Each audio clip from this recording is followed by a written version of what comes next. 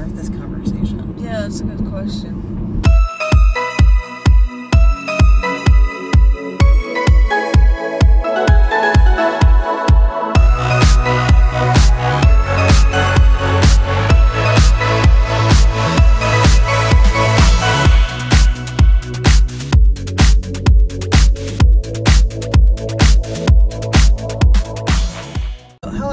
Family, we're coming to you with a little bit more of a serious topic today, as you can see by the title.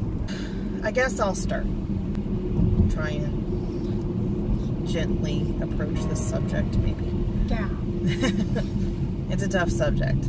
I got a call from Samuel's principal that he got into a pretty big argument with another boy. Resulted in him getting a one-day in-school suspension, which I completely understand. But we're going to share with you what led up to that. And he called this boy a rapist, which I'm not saying I approve of name-calling in any way, shape, or form. And I think that was the wrong way to deal with things, the way he handled it. So I asked Samuel later that evening after he calmed down because he had gotten in trouble.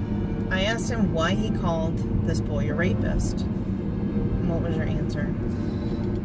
Because he's always, like, touching his girlfriend inappropriately, and when she tells him to stop, he doesn't. It bothers me, and multiple people at school have seen it happen, but no one's reported it. So when you talk about inappropriately touching, what do you mean by inappropriate?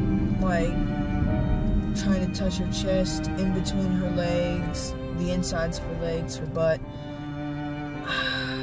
An intimate touch? Yeah. Let's call it that, an intimate touch. This is a person that Jonathan hung out with for a while, so he knew her better. So I called Jonathan down. Now, Jonathan's not involved in this video because he really didn't want to talk about it, which I understand and respect. So I got a little bit more information from him. And he had also, at first I didn't realize they had witnessed this. I thought they had just heard about it. The boy that was involved had joked about it some or said it to y'all that he's done that. No, well, he's admitted to doing it, but he said it was just a joke, or he was just messing around. He wasn't serious about it. But that's not what it looked like. And did the girl ever talk to you about it?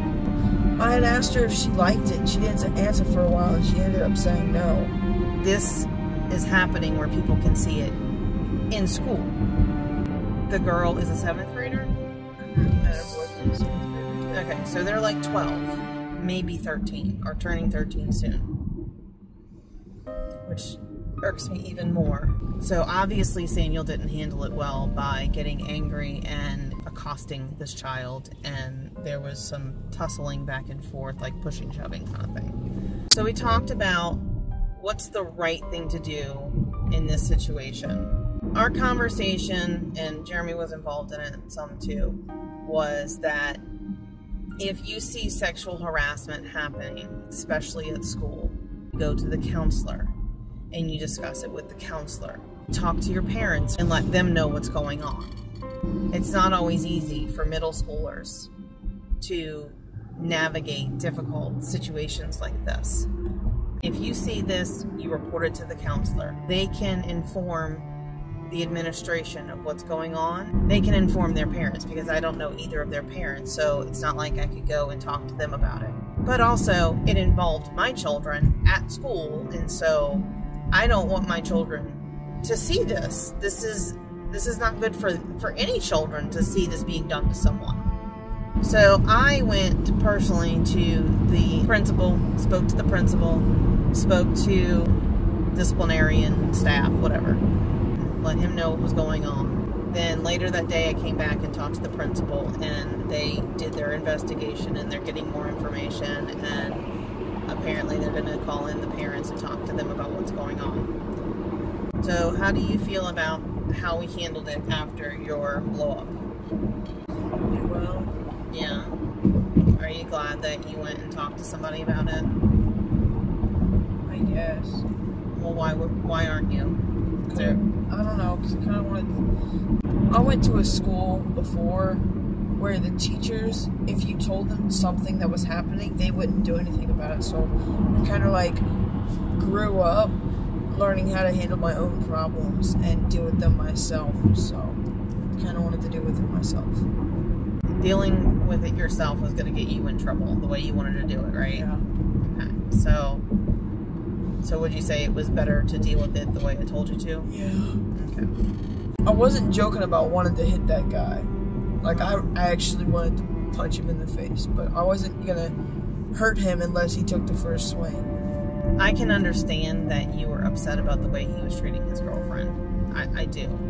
You know, those feelings are valid. It's not acting on those feelings that is important. Seeing someone being hurt is hard.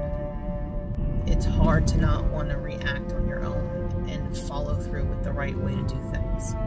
You know, I've been in that situation myself. Not this exact situation, but watching someone else be hurt by someone and having to go the long way around it and not solve the problem myself.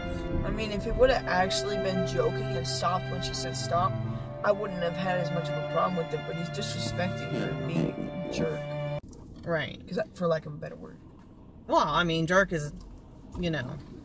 Yeah, but there's a word that I can't say on a family-friendly channel. Right. To get it demonetized. For lack of being able to say the word you really want to say, he was being a jerk. Yeah. So, how do you feel about... So, we talked about, like, boundaries and what's appropriate with girlfriends at your age and stuff. So, share with me how you feel about that. Like, what is your perspective on girlfriends and boundaries physically? Hugs are okay. Kisses are okay, although I'm not really one for them, especially in public. I'm not a kind of PDA guy. Mm-hmm. If they're okay with it, I might do it once or twice. Or I'm a 13-year-old guy, but if they told me stop, I would stop and not keep doing it, whether I wanted to or not. Do you think it's appropriate to be doing what was doing at your age? Probably not. Okay. Okay, so what is the first and foremost important thing before you touch a girl? Have consent. Okay. And make sure they're definitely okay with it. And what does consent mean? Consent means that they're okay with it, and if they tell you stop at any point, anything past that point is forced. That's what you told me. It is. But see, you learned it. You retained it. That's the important thing. I thing. retain important things like that, not the non-important math. How to solve this math equation. So if they say no and you continue, what are you doing? Sexually assaulting and harassing them. Correct. Which is illegal. Yes, it is. And you can get arrested for it. So you can also get expelled from school for it. Yep. My children aren't in a safe environment, and that girl is not in a safe environment if this is happening to her at school. And school should be a safe environment, you know. I encourage you to talk to your children about what's going on at school. Talk to them about their relationships. I mean, I have teenage tween boys. It's not very easy getting information out of them. I'm sorry. It causes major draggage. Like, tell me what's going on. I don't feel questions. Asking questions. Getting them at the right moment where you're like, they're in a happy place. And you're like, so hey, tell me what happened today. And then if you have a child like Samuel, he'll be like, blah, blah, blah, blah, blah. Because he can't hold back once he starts.